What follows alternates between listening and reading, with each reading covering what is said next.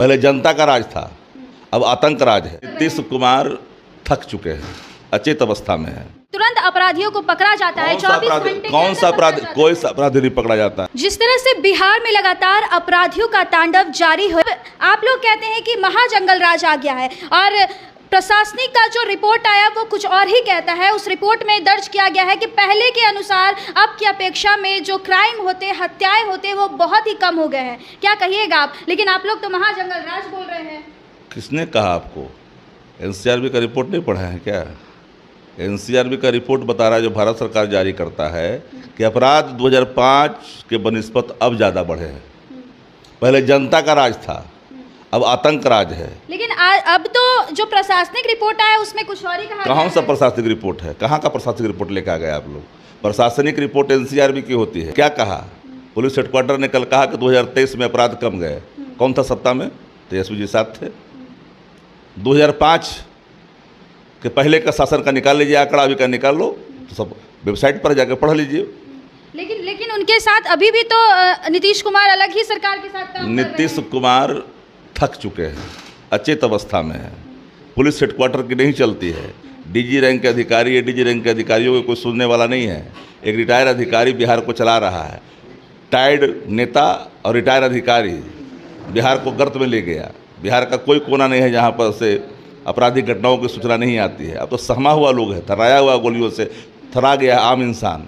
न जाने कब किसकी मौत हो जाए।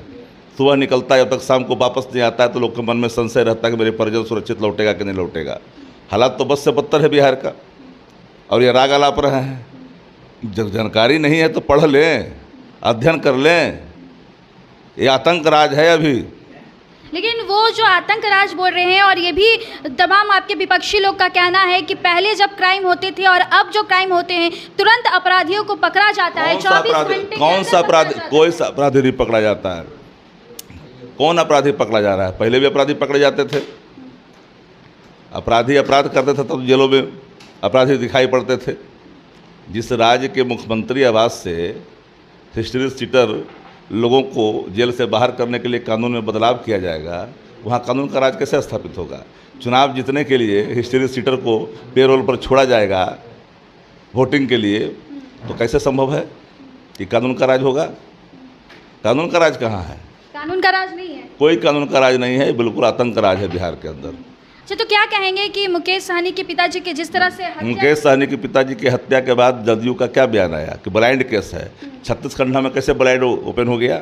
लिपापोती कर रहे हैं, उनके परिजन कर रहे हैं, मुकेश सहनी कर रहे हैं कि हमको भरोसा नहीं है। डीजी रैंक के अधिकारियों को डीजी से मिलने की बात कही है, जो खुद संतुष्ट नहीं है, जिनके पिता की निर्मम हत्या हुई है। अब नेताओं के परिजन सुरक्षित नहीं। भाजपा का विधायक कहता है कि वो डर लग रहा है, भाजपा के एमपी कहता है कि बिहार पुलिस पर भरोसा नहीं है। तो कहाँ है कानून का राज? क्या कहेंगे इस पर? इस तरह का अब जो परिचालन चल गया है कि लोग, जब नेता आप लोग सुरक्षित नहीं तो जनता कैसे? सबको डर लग रहा है, सबको डर लग रहा है। अपराधियों का मनोबल इतना बढ़ गया। भाजपा चाहे तो 12 घंटा में कानून व्यवस्था कायम हो जाए। सत्ता संरक्षित अपराध फल फूल रहा है बिहार में। तो आपने सुना कि किस तरह से वो अपराधियों बढ़ रहे हैं और अपराधियों को रोकने के लिए क्या कुछ कर आरजेडी प्रवक्ता शक्ति यादव। तो आपको क्या लगता है? हमें कमेंट बॉक्स में अपनी ओपिनियन जरूर दे दीजिएगा और ऐसे देश दुनिया की खबरों के लिए सब्सक्राइब कर लीजिएगा। बहुत बहुत धन्यवाद।